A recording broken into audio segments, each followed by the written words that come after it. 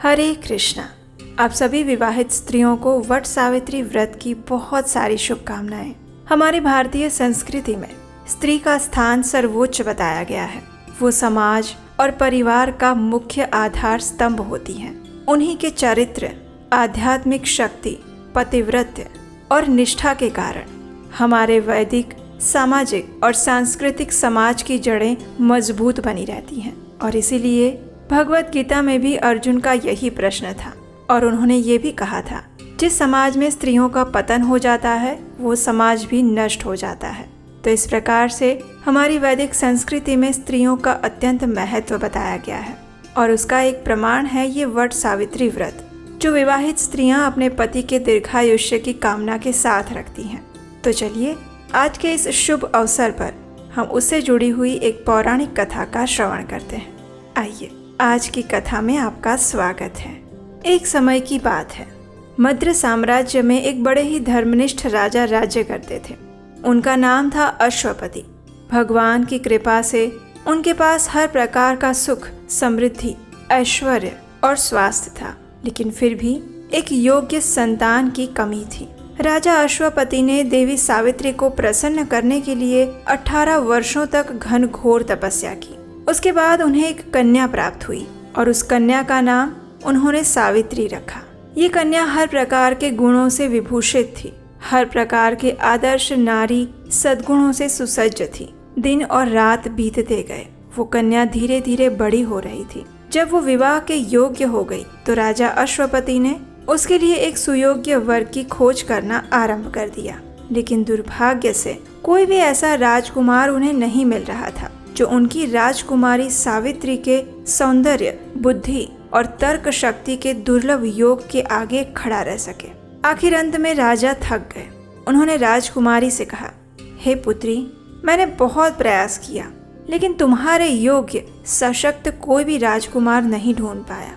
इसलिए मैं तुम्हें आदेश देता हूँ कि अब तुम स्वयं ही अपने लिए सुयोग्य कोई वर ढूंढ लो। ये सुनकर राजकुमारी सावित्री ने अपने पिता की आज्ञा को शिरोधार्य किया। उसके बाद उसने अनेक से राजकुमारों को परखा, लेकिन कोई भी उसके सद्गुण और शक्ति के सामने खरा नहीं उतर पाया।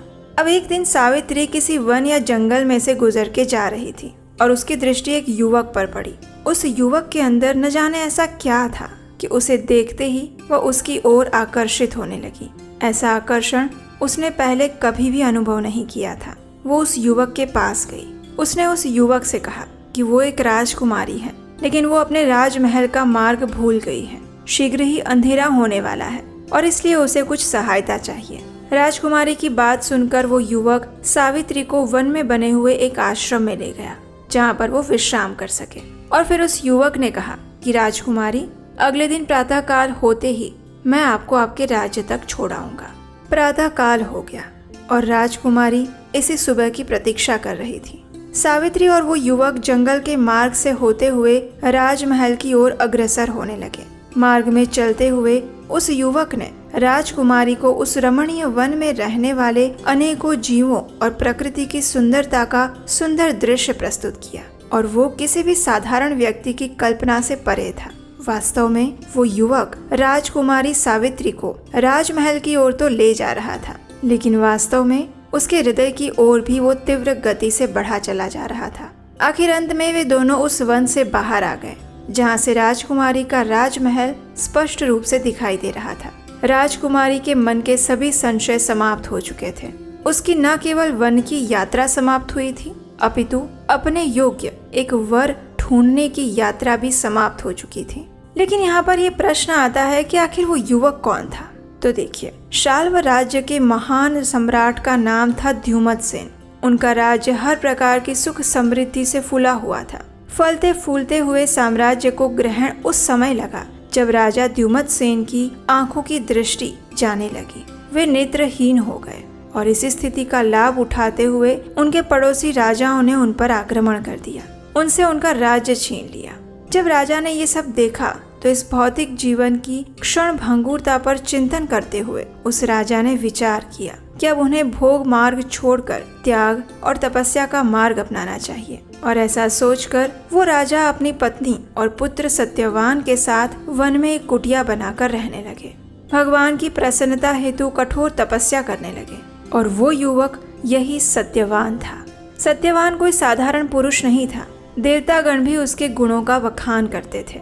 जब राजकुमारी ने राजमहल में प्रवेश किया तो उसने देखा कि उस समय नारद मुनि उनके महल में आए हुए थे।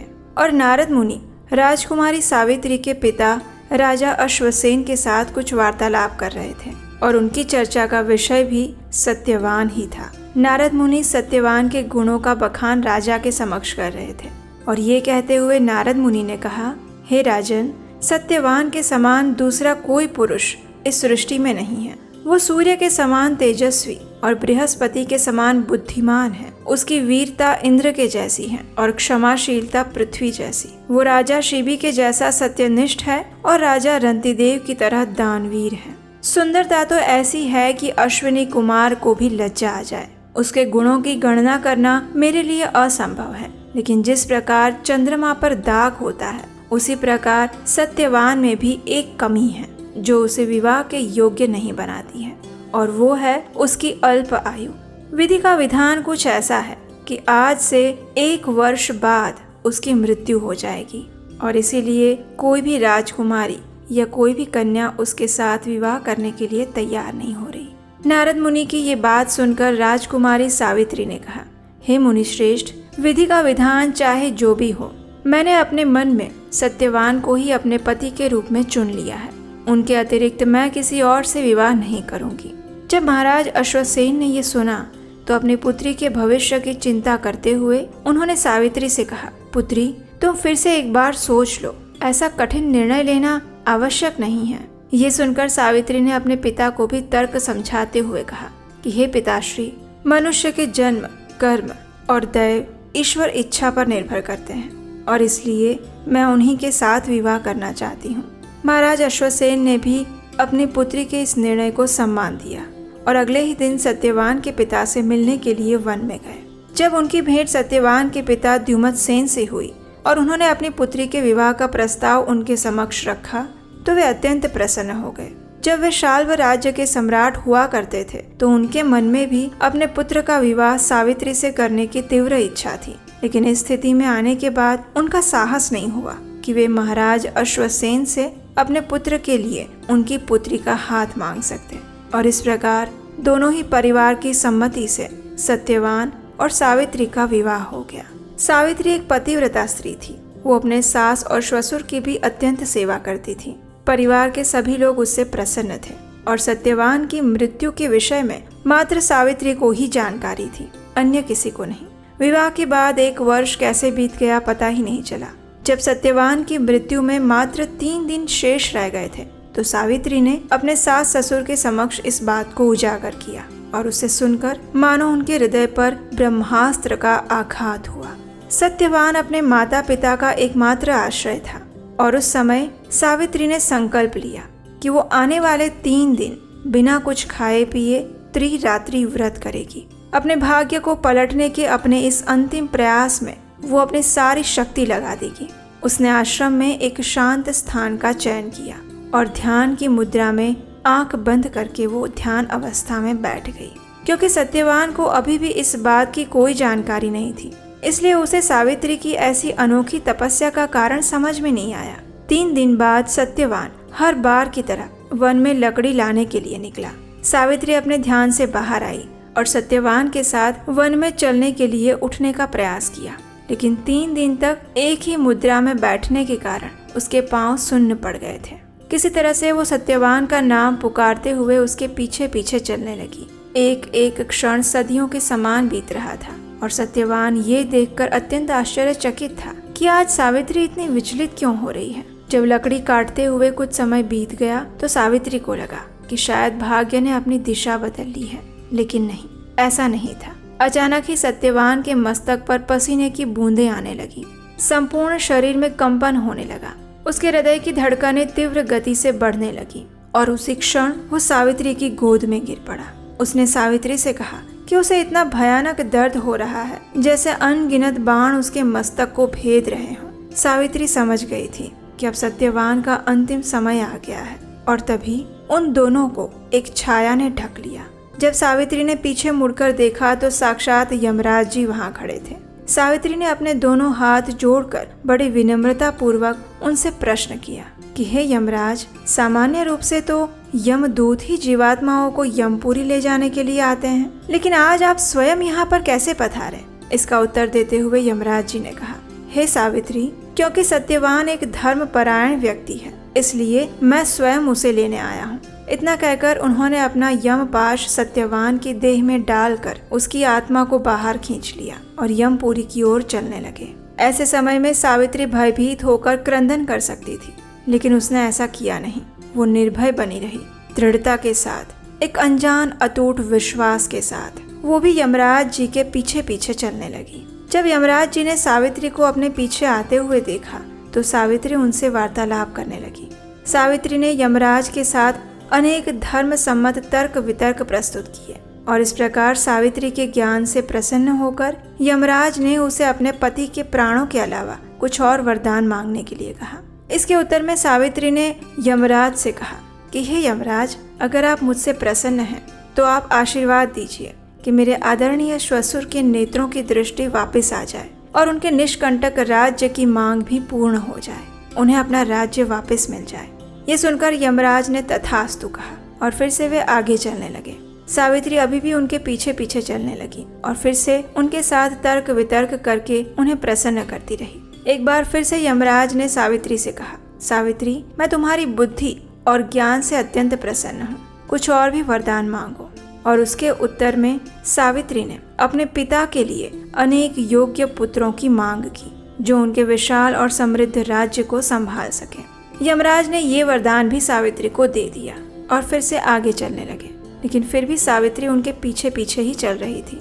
यमराज जी ने बार बार सावित्री को वापस चले जाने के लिए कहा, लेकिन वो थी कि अपने पति के प्राणों को पुनः प्राप्त किए बिना जाना नहीं चाहती थी। एक बार फिर से उसने अपनी असाधारण तर्क शक्ति और बुद्धि शक्ति का प्रयोग करते हुए यमराज जी का हृदय जीत लिया और उस समय यमराज ने फिर एक बार सावित्री से कहा कि वो अपने पति के प्राणों के अलावा और कुछ भी मांग सकती हैं। और उस समय सावित्री ने ये वरदान मांगा कि हे यमराज, अगर आप मुझसे प्रसन्न हैं तो आप मुझे आशीर्वाद दीजिए कि मैं अपने पति सत्यवान के साथ 100 तेजस्वी पुत्रों की माता बनूं। और बिना एक क्षण की देरी किए यमराज ने ये वरदान भी उसे दे दिया।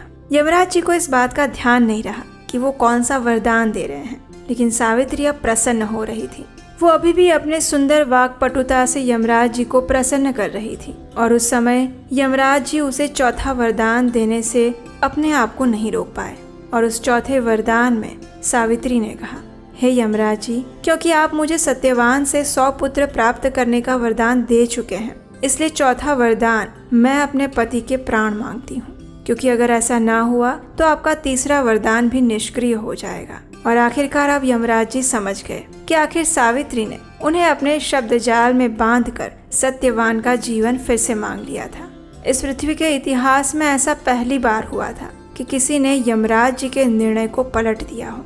लेकिन यमराज जी भी सावित्री के इस पतिव्रत धर्म को देखकर अत्यंत प्रसन्न थे, इसलिए उन्होंने सत्यवान की आत्मा को अपने यम दंड से मुक्त कर दिया और सत्यवान फिर से जीवित हो उठा। मात्र इतना ही नहीं, यमराज ने सत्यवान को दीर्घ आयुष्य और यशस्वी सम्राट बनने का भी वरदान दिया। यमराज जी से ऐसे दुर्लभ वरदान प्राप्त करके सावित्री अपने आश्रम में पुनः लौट आई। सावित्री को प्राप्त हुए वरदान के परिणाम स्वरूप राजा द्युमत्सेन के नेत्रों की दृष्टि पुनः वापस आ चुकी थी। उन्होंने अपने पुत्र को जीवित देखा और वे अत्यंत प्रसन्न हुए। और फिर सावित्री ने वन में हुई सभी घटना का वर्णन उन्हें कह सुनाया और उसी क्षण गौतम ऋषि वहां पर आए। गौतम ऋषि ने आशीर्वाद देते हुए कहा कि जब तक सावित्री सत्यवान के साथ है, मृत्यु उसे स्पर्श भी नहीं कर सकती।